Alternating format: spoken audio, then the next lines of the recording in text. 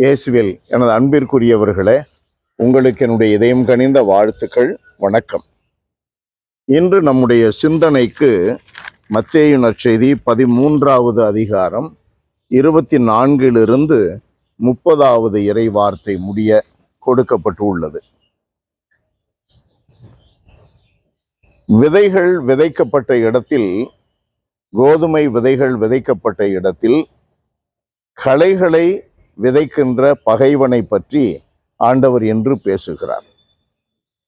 அன்பானவர்களே, நம்முடைய வாழ்விலே ஆண்டவர் குறிப்பிடுகின்ற பாடத்தின் பொருளை நாம் புரிந்து கொண்டால், விண்ணரசுக்கு உரியவர்கள் நம் ஒவ்வொருவரையும் இந்த மண்ணரசுக்கு உரியவர்களாக மாற்றுவதற்கான திட்டம் போட்டு செயல்படுகின்ற சாத்தானுடைய வேலை எப்பொழுதும் செயல்பாட்டிலே உள்ளது. அது மனிதர்கள் வழியாக, இந்த உலகில் உள்ள மற்ற படைப்புகள் வழியாக, சூழ்நிலைகள் வழியாக, நம்முடைய சொந்த எண்ணங்கள் வழியாக அது வெளிப்படும். களைகளை நாம் இப்பொழுது பறிக்கும் பொழுது எச்சரிக்கையாக இல்லாவிட்டால், நம்முடைய தொடர்பிலும் உறவுகளிலும் நம்முடைய பேச்சிலும் எண்ணங்களிலும் நாம் எச்சரிக்கையாக இல்லாவிட்டால், விண்ணரசுக்கு உரிய பண்புகளையும் கூட நாம் எடுத்து விடுவோம் என்ற ஆபத்து உண்டு. Over enthusiastic. அதுபோல ஓவர் டூயிங், அதையும் நாம் எதிர்பார்க்கலாம். தொடக்கத்திலேயே களைகளை பறிப்பது பற்றி நான் சிந்தித்து கொண்டிருக்கிறேன். ஓவர் டூயிங், அளவுக்கு மீறி செய்யறது. 40 நாளும் ஃபாஸ்டிங், கடவுள் எதிர்பார்க்கலையே. இல்லை, தினந்தோறும் ஃபாஸ்டிங், வாட்டர் ஃபாஸ்ட். எப்போதுமே உடலை நாம் கொன்று விடுகிறோம். கடவுள் கொடுத்த இந்த உடலை பராமரிக்க நமக்கு கட்டளை கடவுளிடமிருந்து உண்டு. ஆகவே ஆண்டவர் என்ன சொல்லுகிறார்? களைகளை இப்பொழுது ஒன்றும் தொட வேண்டாம், களைகளோடு சேரக்கூடாது. பயிரும் களைகளோடு ஒன்று சேர்ந்து நிற்கக்கூடாது.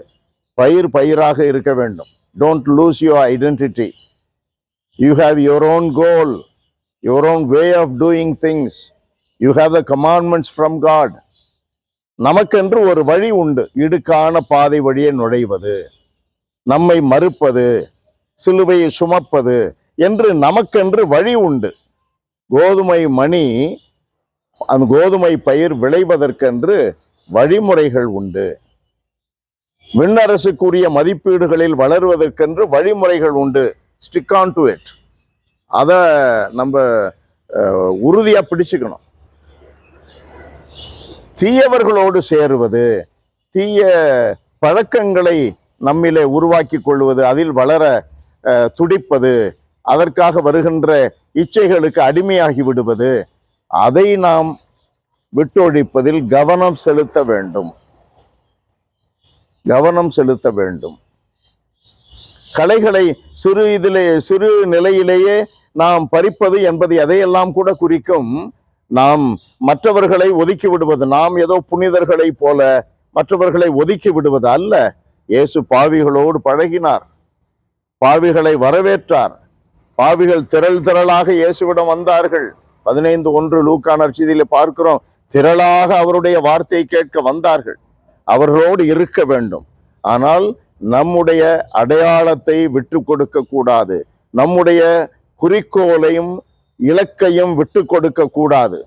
அதுதான் அறுவடை காலத்திலே நம்மை பயிராக, விண்ணரசுக்கு உரிய பயிராக அடையாளப்படுத்தும். அன்பு நிறைந்த எங்கள் இறைவா, உம்மை போற்றி புகழுகிறோம், தாழ்மையோடு ஆராதிக்கிறோம். ஆண்டவரே, நன்றி செலுத்துகிறோம். பயிராக இருக்கின்ற நாங்கள் வளர்வதற்குரிய சூழலை நீர் கொடுக்கிறீர். எங்களுக்குரிய பாதுகாப்பை நீர் அளிக்கிறீர்.